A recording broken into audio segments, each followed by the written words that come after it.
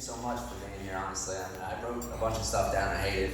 So, but basically, Jess here came into my life a few years ago, 10 to be exact. We've been together for 2, but before that, she was just my friend's little sister who had a crush on me, and that went to my head. So I let her stew for a lot of years, and finally it happened. So George was my best friend, and finally told George, I want to marry your sister. I gotta ask Fred later, but George said yes, and then Fred said, okay, let's chill.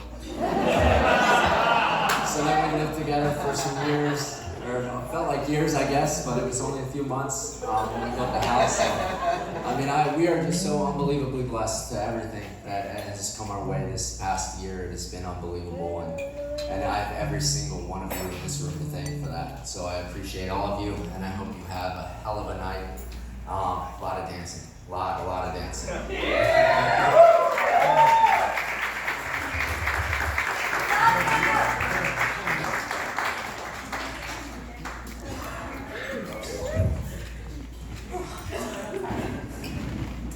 Hi everyone. For those of you who don't know me, I am Jess's little sister, Jen. I just want to start off by saying thank you all for coming out today to celebrate this beautiful couple. It's been such a great day seeing both of our families come together. Sorry, DJ, there's no escaping us now. To be completely honest, ever since Jess and DJ got engaged last year, I've been stressing out about giving the perfect speech. Of course, I waited till a few days ago to finally finish. It wasn't hard though, when I finally realized how simple it was. Because if any of you know Jess or DJ at all, you know just how simple their love is.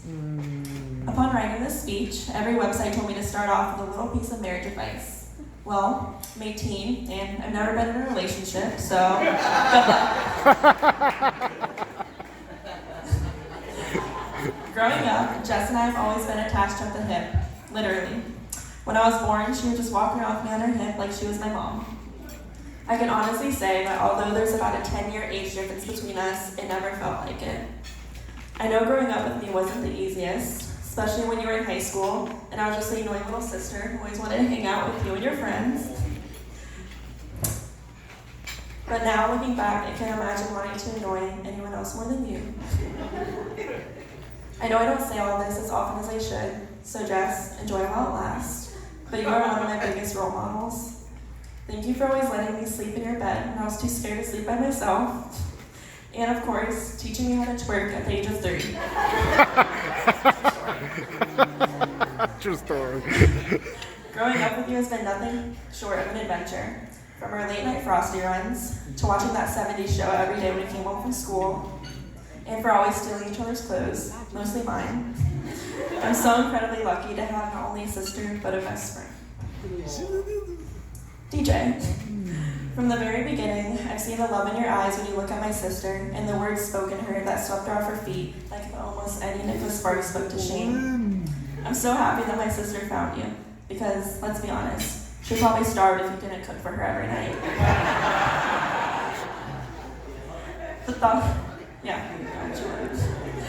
The thought of my sister getting married used to scare me because I didn't want to lose my best friend.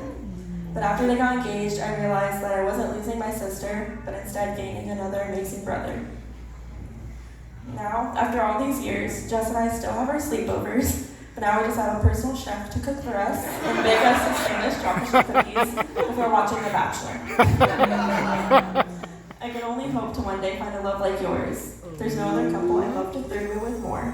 And last but not least, Jess, I'm just happy that you found love in someone other than your dog. So, if everyone can raise your glasses, then we're fine. Cheers to Mr. and Mrs. Klein.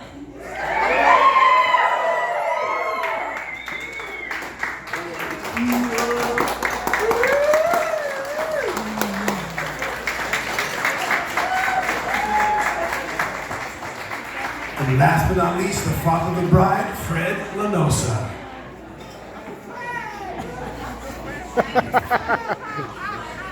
DJ DJ said he made some notes, but he's not going to read them. I made some notes, but I am going to read them.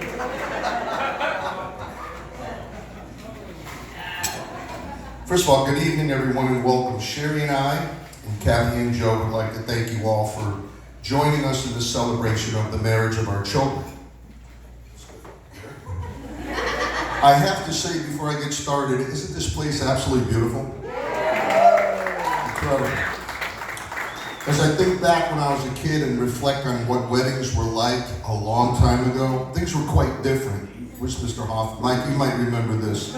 I was raised in Connecticut and let's say a bit old school. When I saw how much work, detail, forethought goes into a wedding like this, I was shocked. I remember as a child, weddings were in a VFW hall. Does anybody remember that? The decorations consisted of colored streamers that had a twist, so that would add flair to the decor. Do you remember that? There were folding tables for food and folding chairs for guests. The father-daughter song was Daddy's Little Girl, always. The band played old standard music and included a polka or two, along with some Italian songs for my aunts and my uncles. Things were much simpler then. It's not the same today. This event started with a wedding planner. A wedding planner. Which is kind of funny when you consider every female in this family is a planner. Back in the good old days, my mother planned everyone's wedding. She planned weddings for nieces, nephews, aunts, uncles, my cousins. She was the go-to person. In our case, I thank God my wife is a planner. In fact, she's the ultimate planner.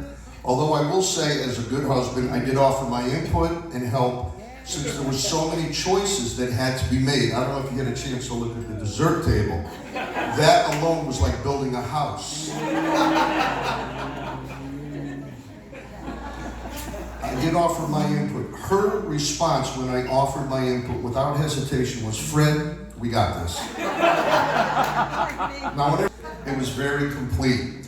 My wife took charge, I might add. Also, Sherry raised our three daughters, Erica, Jess, and Jennifer, to be incredible planners as well. Her outside wedding council consisted of Sherry's sister, Debbie, who is also an incredible planner.